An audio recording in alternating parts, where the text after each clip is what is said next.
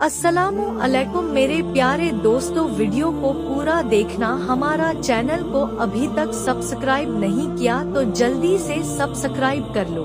काफिर कौन है? इस्लाम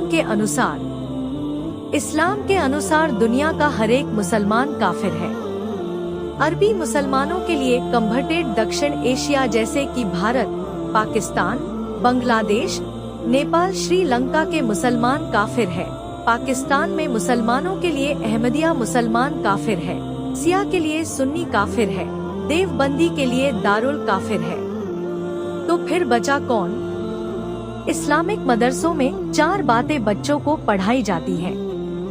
कुफ्र, शरीयत की शब्दावली में कुफ्र की परिभाषा अल्लाह और उसके रसूल पर ईमान न रखना, चाहे ईमान न रखने के साथ झुठलाना भी पाया जाता हो या उसके साथ झुठलाना न पाया जाता हो, बल्कि संदेह और शंका करना भी कुफ्र है। इसी से काफिर शब्द बना है, जिसका अर्थ है अल्लाह को न मानने वाला। शिर्क मुख्यतः 2 तरीके का होता है। एक से ज्यादा अल्लाह ईश्वर गॉड में विश्वास करना, अल्लाह के गुण सिफत में किसी और को साझीदार बनाना। मूर्ति पूजक अक्सर अल्लाह के गुण में किसी महापुरुष, जानवर, आकृति को साझीदार बना लेता है। उदाहरण के लिए कई मूर्ति पूजक अल्लाह के सिवा किसी और को धन देने वाला, शक्ति देने वाला, कण कण में समाया हुआ मान लेता है, जबकि सच्चाई यह है कि एक अल्लाह के सिवा कोई धन, शक्ति देने वाला नहीं और न ही कोई हर जगह मौजूद है। शिर्क से बना है मुशरिक शब्द, जिसका अनुवाद कई बार मूर्ति पूजक किया जाता है। रिद्दा यानी इस्लाम को त्यागना। यदि कोई मुसलमान इस्लाम को मानना छोड़ देता है, अपोस्टेसी, इन तीनों की सजा मौत है। हर मुसलमान को हक है ऐसे पाप करने वाले को मार देना। खलीफत यानी खलीफा का शासन। केवल मुसलमान ही शासन करेंगे व अन्य धर्म के लोग केवल जुल्म सहने के लिए हैं। अलग अलग शासन नहीं होगा, बल्कि खलीफा के हुक्म से पूरे विश्व में एक ही हुकूमत होगी। यह बात हर मदरसे में पढ़ाई जाती है। बचपन से बच्चों के दिमाग में यह गंध भरा जाता है। अब बताओ, ये बड़े होकर दूसरे धर्म के लोगों को कैसे देखेंगे? क्या इस्लाम का जिहाद ही आतंकवाद नहीं मित्रों? इनको भी ध्यान से सुन लीजिए एक बार, शायद हिंदू मुस्लिम भाई भाई वालों को कुछ समझ आ जाए। दीन इस्लाम में काफिर उस इंसान को कहा गया है जो एक अकेले और तन्हा अल्लाह के अस्तित्व पर सवाल करता हो, उसे न मानता हो या उसकी इबादत में किसी और को शरीक करता हो।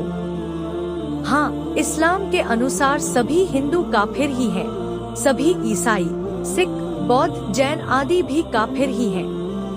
मुस्लिम होने की पहले और सबसे जरूरी शर्त यही है कि दुनिया का मालिक अल्लाह है और मोहम्मद आखिरी पैगंबर है। अगर कोई बात इन 2 बातों से टकराए तो वो बात मुसलमान कुफ्र जानेगा, उन्हें करने से बचेगा। कुरान और हदीस में काफिर शब्द का प्रयोग ऐसा हुआ है जैसे काफिर एक मूर्ख व अज्ञानी इंसान है। ठीक ऐसा ही गीता में कृष्ण भगवान ने अपने अस्तित्व को न मानने वालों के लिए कहा है। काफिर वो है जो अल्लाह को नहीं मानता और मोहम्मद के बताए रास्ते पर नहीं चलता। ऐसा नहीं है कि काफिर की गर्दन काटने का हुक्म इस्लाम में दिया गया है, बल्कि उन्हें प्यार से समझा बुझा के इस्लाम की जानकारी देने के लिए कहा गया है। एक हदीस में जिक्र है, मुसलमान की जिंदगी एक कैद है और काफिर की जिंदगी एक जन्नत। काफिर कुछ भी कर सकता है क्योंकि उसे कोई इल्म नहीं है, लेकिन फिर भी वह जहन्नुम का हकदार है, ऐसा जिक्र है। पर मुसलमान आजाद नहीं है। वो अपने हिसाब से नहीं, अपितु मोहम्मद के बताए रास्ते पर अमल करता है जो उसे जन्नत का हकदार बनाता है। सीधी भाषा में जो मुसलमान नहीं है वो सभी काफिर हैं।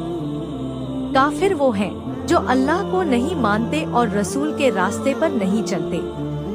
यहाँ पर एक बात गौर करने वाली है कि मुसलमान होने के लिए उपयुक्त दोनों शर्तों का पालन करना बहुत जरूरी है। यदि कोई हिंदू कहे कि मेरा अल्लाह पर यकीन है, तो इससे वो मुस्लिम नहीं हो जाएगा, क्योंकि उसने मोहम्मद के बताए तरीकों पर अमल नहीं किया है। इसका ठीक उल्टा यदि कोई मुसलमान कहे कि उसका राम पर यकीन है तो फिर वो मुस्लिम नहीं रहेगा, क्योंकि उसने अल्लाह का अस्तित्व नकार दिया है।